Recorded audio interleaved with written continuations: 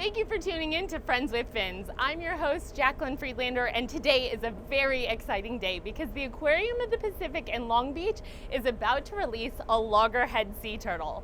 Come with me on this adventure. The turtle being released today has been in the care of veterinarians at the aquarium for about 4 months, and she was given the name Lucy the Loggerhead by her care team. This morning, Lucy was carefully transported onto a boat for safe travels to the release spot. I had the opportunity to talk with Dr. Lance Adams, so I asked him what was wrong with Lucy when she was first rescued. The turtle was very thin, which isn't that unusual for a wild animal. They're going to generally be on a thin side as opposed to ones that are in managed care, like an aquarium. Right.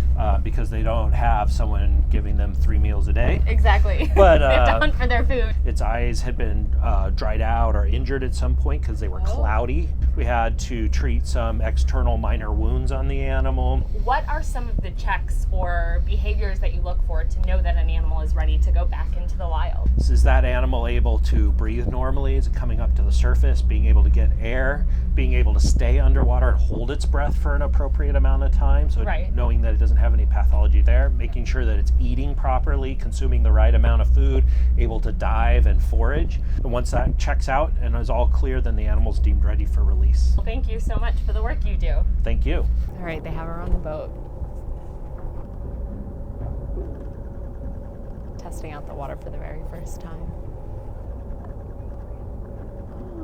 Calibrating which way to go, what's next.